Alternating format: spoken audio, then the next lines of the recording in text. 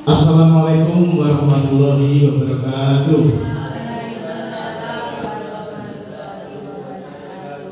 Alhamdulillahirrahmanirrahim.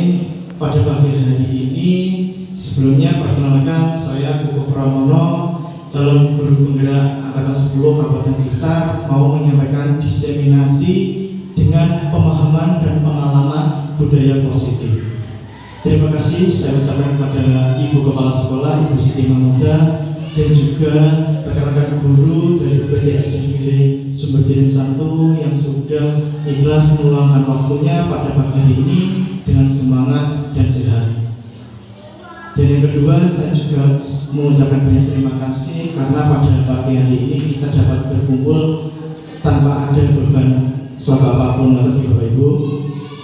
Nah, di sini saya akan menyampaikan sedikit apa itu budaya positif. Budaya positif itu adalah hal atau perilaku yang sudah dilaksanakan khususnya untuk siswa-siswi di SDN Sumberjaya 1 yang sudah dan akan mau dilakukan. Nah, selama saya berada di sekolah ini banyak sekali hal-hal baik yang sudah dilakukan oleh anak-anak. Salah satunya adalah pembiasaan mencuci tangan sebelum dan sesudah mengikuti pelajaran ataupun setelah makan.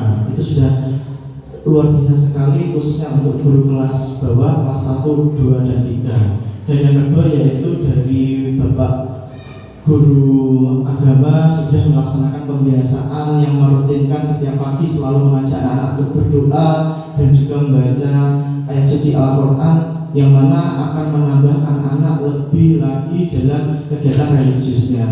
Dan juga saya ucapkan untuk Ibu Intan selaku pengurus perpustakaan yang sudah mengajak anak-anak untuk belajar berliterasi sejak dini. Saya ucapkan terima kasih. Itu semua juga tidak terlepas dari peran Ibu Kepala Sekolah kita yang selalu menggerakkan dan selalu mendukung dari kegiatan yang telah dilaksanakan.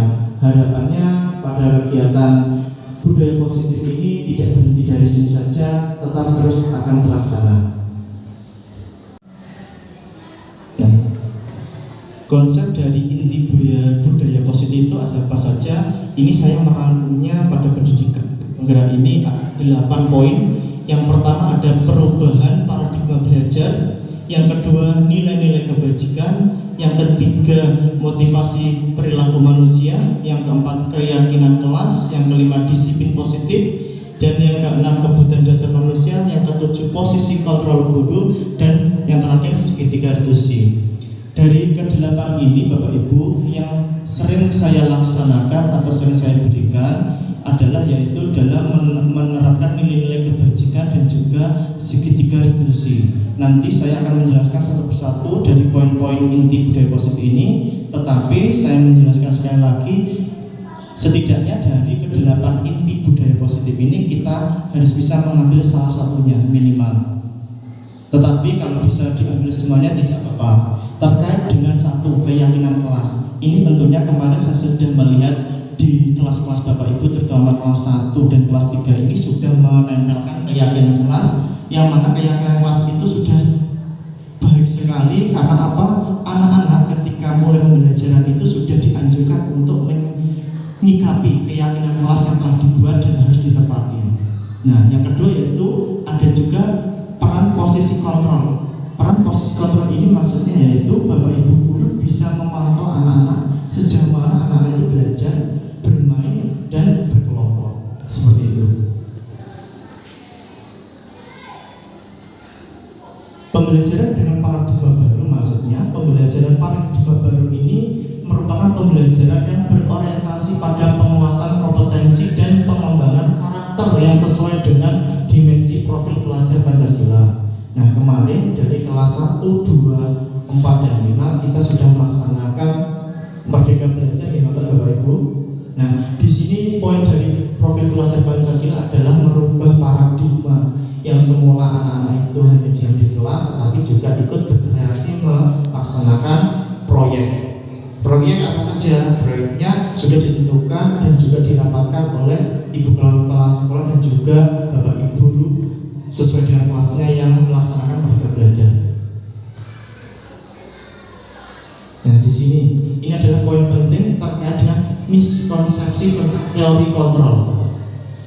ilusi guru mengontrol murid. Maksudnya di sini boleh ibu guru atau bapak guru itu membuat anak itu untuk patuh, yang mana ilusinya bisa mengontrol secara dekat maupun secara jauh. Contohnya, jika ada anak yang misalkan mengganggu temannya sampai nangis, apa yang harus kita lakukan? Ya, misalkan bisa membuatnya dia dengan merubah karakternya, menanyakan kenapa kamu melakukan seperti itu, hal baik apa yang harus kamu lakukan agar tidak mengganggu temannya, seperti itu. Di sini ada mengubah paradigma stimulus respon dan pendekatan. Ini saya akan mengambil salah satu contohnya, yaitu tentang realitas kebutuhan kita sama dengan realitas kebutuhan kita berbeda. Tentunya misalkan saya dengan Ibu Pepi itu dari kelas bawah dan kelas rendah itu tidak sama dengan kebutuhannya. Misalkan anak-anak kelas bawah itu dianjurkan untuk rajin, misalkan mematuhi peraturan kelas, otomatis di kelas saya ada peraturan kelas tetapi itu tingkatannya lebih tinggi, seperti itu. Ada juga misalkan dari Bapak guru keagamaan, misalkan melatih anak-anak untuk sebelum melaksanakan ibadah harus berwudu dulu. Itu juga merupakan salah satu budaya positif dari kontrol paradigma stimulus respon. Nah, di sini disiplin positif ini merupakan pengambilan yang berasal dari kata disiplina yang artinya belajar. Maksudnya apa Bapak Ibu? Disiplin mengacu pada disiplin diri yang memiliki tanggung jawab terhadap apa yang dilakukan berdasarkan nilai-nilai yang diyakininya. Tujuan dari disiplin positif adalah menanamkan motivasi anak-anak. Sekarang itu banyak mungkin di kelasnya itu mungkin ada yang bisa mengikuti ataupun yang belum bisa mengikuti. Nah, di sini hal pertama yang kita harus lakukan adalah bisa menerapkan kesepakatan dan keyakinan kelas. Yang mana keyakinan kelas itu nanti akan berimbas pada tujuan dari disiplin positif ini pada menjadikan orang atau anak tersebut dapat menghargai dirinya sendiri dan nilai-nilai mereka supaya dapat dipercaya oleh orang lain. Disiplin positif juga akan mengembangkan perilaku yang berlandaskan nilai kebajikan dan juga mereka akan ingin menjadi orang yang menjunjung tinggi nilai-nilai yang mereka hargai. Nah, menurut pengalaman saya akan melaksanakan atau melayani siswa dengan berbagai cara dengan memberikan pelayanan terbaik. Sekarang saya tanya kepada salah satu Bapak Ibu guru, budaya positif apa yang mungkin Bapak Ibu atau sudah laksanakan atau belum bisa dilakukan? Misalkan apa? Apakah Bapak Ibu sudah melaksanakan kebiasaan pagi sebelum buka? Ya. Apakah sudah melaksanakan membaca doa pembelajaran? Ya. Misalkan ada juga yang di kelas kemarin itu saya melihat di kelas 6 itu sama ibu wali kelasnya sudah mengajaknya untuk membaca rutin. Saya melihat dari ibu wali kelas itu sudah giat untuk membaca, meskipun tidak setiap hari tetap digiatkan. Terus dari kelas rendah itu kemarin saya melihat ketika ada hari satu kegiatan ekstrakurikuler itu anak-anak setelah selesai bermain dan sudah sebelum bermain itu mencuci tangan. Tujuannya apa Bapak Ibu? Karena membiasakan untuk hidup sehat dan bersih. Nah, di sini terkait dengan nilai kebajikan dari profil pelajar Pancasila ada 6 poin pelajar, yaitu beriman, bertakwa kepada Tuhan Yang Maha Esa, bernalar kritis, mandiri, berkepentingan global, bergotong royong, dan kreatif. Ada juga yang dimaksud dengan 9 pilar karakter. 9 pilar karakter ini salah satunya itu ada yang pada poin yang pertama, cinta Tuhan dan segenap ciptaannya. Apakah di sekolah ini ada yang beragama agama Islam? Ada. Nah, di sini kita tidak seluruhnya memberikan tanggung jawab pada Bapak guru keagamaan, tetapi kita bersama-sama memberikan yaitu pembelajaran, dukungan dan pembiasaan agar anak yang belajar agama itu bisa belajar bersama dengan gaya-gayanya masing-masing dan juga bisa bertoleransi. Ada juga ini Ibu Primary Years Program atau PYP ini yang dinilai adalah sikap-sikap murid. Di sumber diri satu ini saya melihatnya ini sebagian besar 75% itu sudah terlihat toleransi beragamnya. Tapi sudah disebutkan karena kita lebih dari satu agama juga belajar rasa hormat, mandiri, menghargai, percaya diri, kerjasama, kreativitas, dan juga berkomitmen. Kebutuhan dasar manusia merupakan segala sesuatu yang kita lakukan untuk mendapatkan apa yang kita inginkan. Nah, di sini ada yaitu yang namanya teori motivasi. Bapak Ibu mungkin pada Bapak Ibu dulu waktu SD itu mungkin Bapak Ibu gurunya memberikan sebuah motivasi. Mungkin ada motivasi yang saat ini bisa atau masih ingat motivasinya tentang apa misalkan? Oh Bu Ana dulu waktu SD kelas 5 diberi motivasi untuk giat berlatih menari misalkan. Itu juga termasuk motivasi perilaku. Karena apa? Dengan adanya motivasi perilaku ini dapat mendorong dari diri seseorang itu untuk mau melakukan. Terbukti di sekolah ini yang dari guru ekstrakurikuler tarinya itu sudah banyak membawa nama baik dan juga mengajak anak-anak untuk berlatihan. Berarti Bu Ana sudah menerapkan teori motivasi perilaku. Untuk menghindari ketidaknyamanan dan hukuman, Bapak Ibu di sekolah itu kita itu ada yang namanya nantinya sembilan institusi. Kita boleh menghukum, kita boleh melakukan hal sesuatu yang sekiranya membuat jerak anak, tetapi ada batasannya. Nanti setelah ini ada mendapatkan penghargaan dari orang lain, menghargai diri dan membajikan diri sendiri juga. Nah, di sini ini merupakan materi yang sudah habis ya, Bapak Ibu. Kita fokus ke 3 komponen ini. Ada hukuman, ada konsekuensi, dan restitusi. Kemarin saya sudah menerapkan salah satunya ini, tetapi ini adalah kombinasi ketiga yang harus dilakukan.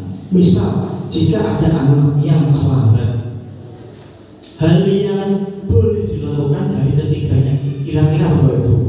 Sebelum saya akan membacakan ya, hukuman itu merupakan hal yang akan berdampak pada tidak terencana dan tiba-tiba diberikan. Biasanya murid tidak tahu apa yang akan terjadi atau tidak dilibatkan dan bersifat satu arah. Hukuman ini bisa berupa dari kegiatan psikis maupun fisik. Yang kedua yaitu ada konsekuensi, yaitu terencana atau disepakati sesuai peraturan. Jadi konsekuensi ini tingkatannya itu lebih agak baik, ada konsekuensinya. Misalkan hari ini si Lia tidak mengerjakan PR, berarti Bapak Ibu guru bisa memberikan konsekuensi. Misalkan apabila besok tidak mengerjakan PR, bisa ditambah dengan soal yang baru atau memberikan tugas yang lainnya. Dan yang ketiga, restitusi. Nah, restitusi ini tingkatannya di atasnya hukuman dan juga di atasnya konsekuensi. Kita secara tidak sadar sudah melaksanakan yang namanya restitusi, tetapi kita misalkan saya memarahi Aska karena Aska tidak membawa bekal, memarahi besok harus berbekal. Ini saya mengucapkan ini atas dasar hukuman, itu tidak boleh. Yang boleh itu apa? Yang merupakan budaya positif, yaitu restitusi, merupakan proses menciptakan kondisi bagi murid untuk memperbaiki kesalahan. Jadi secara tidak langsung anak itu dihukum tapi juga diberi tanggung jawab. Kemarin saya sudah menemukan dari anak kelas rendah itu misalkan tidak memotong kuku. Hukumannya apa? Anak menggambar jari tangannya terus diwarnai dan ditempel. Itu sudah melaksanakan bentuk restitusi. Kita mengetahuinya mungkin hukuman aja biar anak aja, tapi yang betul itu melaksanakan restitusi. Hukuman yang memberikan anak itu perbaikan. Seperti itu. Nah, di sini ciri-ciri restitusi ini yang pertama, restitusi bukan untuk menebus kesalahan, namun untuk belajar dari kesalahan. Restitusi juga memperbaiki hubungan. Restitusi adalah tawaran, bukan memaksa. Dan yang keempat, restitusi itu menuntun untuk melihat ke dalam diri. Dan yang kelima, restitusi mencari kebutuhan dasar yang mendasari tindakan. Dari kelima dan juga yang 9 selatan ini Bapak Ibu, restitusi itu adalah suatu hukuman yang mendidik. Secara garis besar saya menyimpulkan, karena apa? Seperti yang pada poin 2, prostitusi itu memperbaiki hubungan. Jangan sampai hubungan kepada anak itu membuat anak jatuh, tapi malah termotivasi untuk memperbaiki. Contoh saja tadi pagi ketika kita melaksanakan apel upacara, banyak anak yang tidak melakukan atribut, tetapi kita memberikannya seperti anak. Jangan mengulangi lagi, karena apabila kalian tidak bertanggung jawab dalam memakai atribut akan mendapatkan sanksi. Misalkan menulis tidak boleh, mengulangi sekali lagi seperti itu tidak apa-apa. Nah, ini sekarang nanti akan saya bagikan post-itnya. Nanti Bapak Ibu bisa menuliskan keyakinan kelas. Apa itu keyakinan kelas? Kira-kira keyakinan sama kesepakatan itu sama apa tidak, Bapak Ibu? Betul sekali. Yang disampaikan oleh Pak Muhammad betul sekali. Kalau kesepakatan itu masih dengan kesepakatan yang bisa ditoleransi anak-anak untuk diubah atau bisa dilanggar. Tetapi keyakinan ini belum lebih ke diri anak untuk meyakini. Dia akan merasa malu atau merasa, oh iya kemarin saya diingatkan sama Bu Baby tidak boleh membawa makanan di dalam kelas. Berarti sudah ada tanggung jawab pada dirinya. Ini merupakan suatu keyakinan kelas. Nah, di sini ada dua pertanyaan. Mengapa kita menggunakan helm pada saat mengendarai kendaraan roda dua? Kira-kira ini itu merupakan keyakinan atau kesepakatan? Keyakinan. Karena kita tahu apabila tidak memakai helm, satu, mendapatkan sanksi dari kepolisian. Ada juga bisa menjaga keselamatan. Yang pertanyaan kedua, mengapa kita menggunakan masker dan mencuci tangan setiap detik? Kalau kita mengajarkan anak, biasanya anak-anak menjawab seperti apa itu? Biar tidak terkena debu, biar tidak sakit atau batuk. Nah, seperti itu. Nah, di sini ada beberapa penunjukan keyakinan kelas. Contohnya, yang pertama, keyakinan kelas bersifat lebih abstrak daripada peraturan. Keyakinan kelas berupa pernyataan universal. Nah, di sini nanti Bapak Ibu bisa menuliskan dari keyakinan kelas. Misalkan keyakinan kelas yang sudah dilaksanakan misalkan apa? Datang tepat waktu. Kedua, berdoa sebelum pelajaran. Keempat, misalkan apa? Mencuci tangan sebelum makan. Yang kelima, melaksanakan pembicaraan pagi. Itu merupakan keyakinan kelas. Nah, terakhir ini adalah materi terakhir, yaitu 5 posisi kontrol guru. Sekarang, apakah kita itu sebagai guru bisa disebut penghukum? Bisa. Apakah kita bisa membuat merasa bersalah? Bisa. Apakah kita bisa menjadi teman? Bisa. Apakah kita bisa menjadi pemantau? Apakah kita bisa menjadi manajer? Kita bisa menjadi manajer itu tidak hanya pada kepala sekolah saja. Nah, pada poin 5 ini adalah inti dari kegiatan budaya positif. Saya bisa menjadi teman untuk murid saya, dan saya juga bisa menjadi pemantau untuk murid saya. Misalkan teman, kita bisa memperbaiki dari kata-katanya. Nah, sebaiknya sampean sama orang yang lebih tua harus mengucapkan bahasa yang sopan. Kita kontrol sebagai teman. Tapi kalau pemantau adalah kita mengamati anak-anak itu. Sekiranya anak itu tingkah lakunya bisa diperbarui secara langsung dan sikap bisa langsung dilakukan. Tetapi kalau tidak bisa, berarti kita harus bisa menjadi manajer. Manajer itu adalah mengajak anak-anak itu untuk mendekatkan. Ayo kita duduk bersama. Apa masalahmu kita selesaikan secara bersama-sama.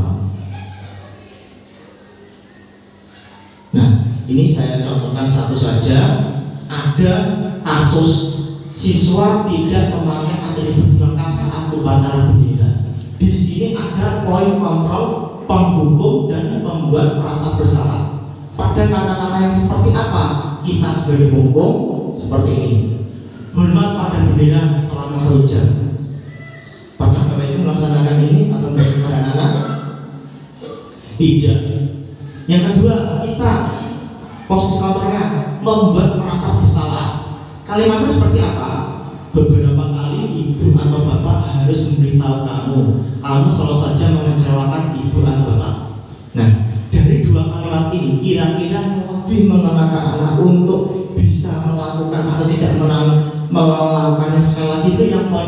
Penghukum atau pembuat merasa bersalah Bapak Ibu?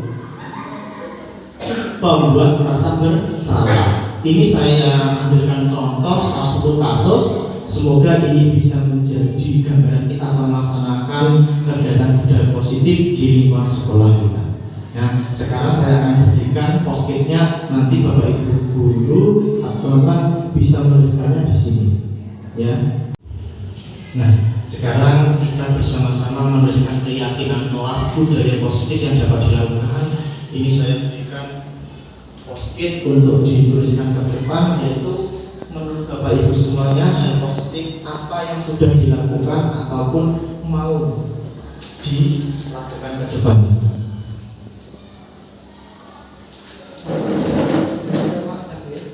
Satu bisa, dua bisa Bapak.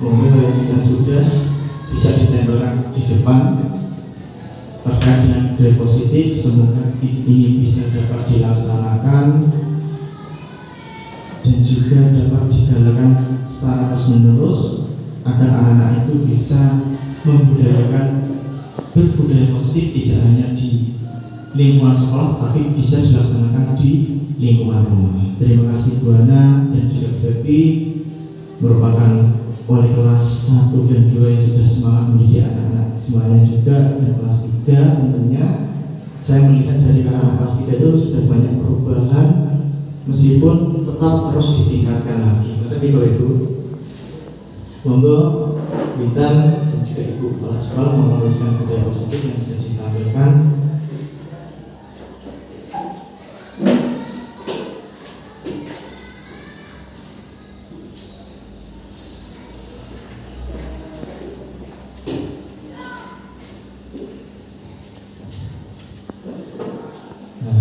Dari Bapak Guru Keagamaan menuliskan budaya positifnya yaitu membaca surat-surat badan. Nah, di sini sudah terbiasa anak-anak untuk membaca, yang harapannya nanti pada kegiatan praktek anak-anak sudah terbiasa dan paham arti dari surat-surat badan tersebut. Dan yang terakhir sebagai penutup Bapak Ibu, di sini ada segitiga. Ini bukan segitiga pada iklannya tepung Bapak Ibu, tetapi ini adalah segitiga restitusi. Ada 3 poin, ada menstabiliskan identitas, memvalidasi tindakan yang salah, dan juga menanyakan keyakinan. Nah, suatu proses segitiga restitusi itu dijalankan oleh guru agar dapat menghasilkan murid yang mandiri dan juga bertanggung jawab. Menstabiliskan identitas artinya berdasarkan prinsip membuat kesalahan adalah bagian dari proses pembelajaran. Contohnya, anak-anak berbuat salah itu wajar, tidak ada manusia yang sempurna. Mungkin kata-kata ini mungkin diberikan mungkin bagi Bapak Ibu guru yang mungkin pernah memberikan tapi tidak merasa bahwa sudah melaksanakan menstabiliskan identitas. Terus yang kedua yaitu ada memvalidasi tindakan yang salah. Padahal kamu bisa melakukan yang lebih buruk dari ini ya.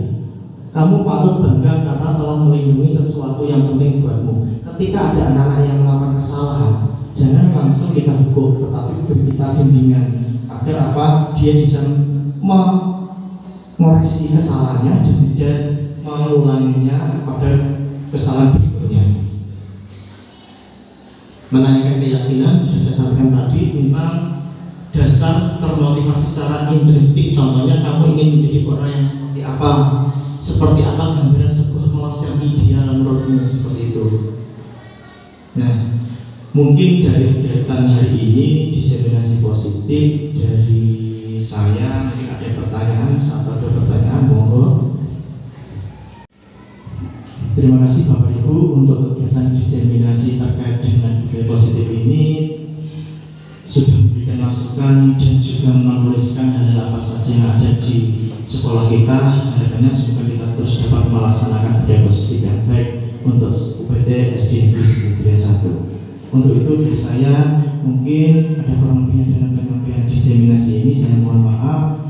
Semoga kita dapat terus menggalakkan demi kebaikan semua kita semuanya, amin. Saya tutup kegiatan pada pagi hari ini. Wassalamualaikum warahmatullahi wabarakatuh.